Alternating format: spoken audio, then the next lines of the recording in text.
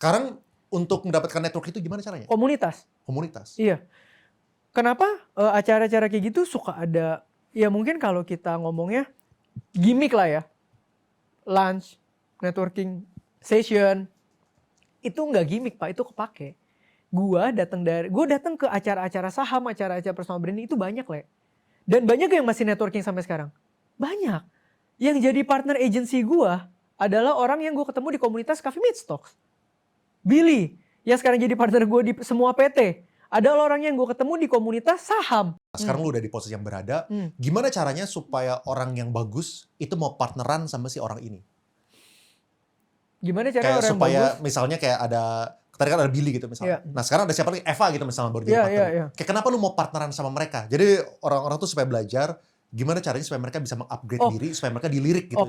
Partneran dari posisi kita yang udah cukup firm itu simple. Kebutuhan kita apa? Lu punya value yang nge-support kebutuhan kita nggak? Udah sesimpel itu pasti. Nah tinggal lihat jodoh-jodohan. Makanya gue bilang, setiap orang pasti punya value nih. Setiap orang pasti punya kebutuhan yang beda nih. Nah ini kan kebutuhan sama value ini yang bisa ketemu menciptakan partnership yang berbeda-beda.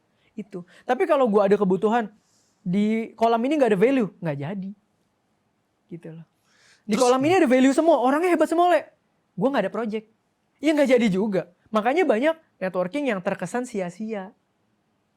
Gitu. Ya. Terus kalau misalnya yang lu lihat ya, dari pengalaman lu, lihat itu kayak titik utama kesalahan orang di mana mereka itu tidak bisa merubah trajectory kehidupan mereka itu apa?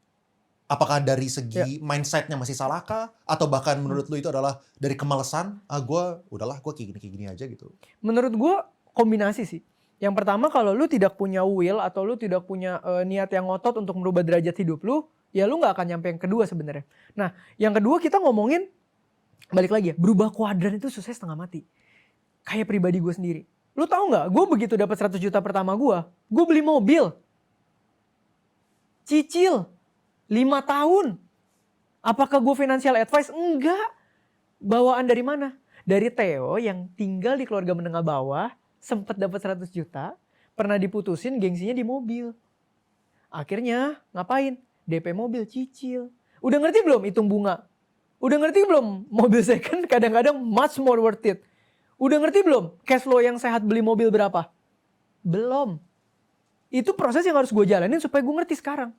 Dan itu takes time. Makanya gue bilang, kalau lu lahir dari keluarga yang sudah mengerti finansial, dan lu punya privilege, lu hajar all in, lu hajar leverage tinggi, lu naik roket, gue dukung. Karena kalau lu jatuh, lu ada safety net, dan kalau lu butuh resource, lu tinggal tanya sekitar lu.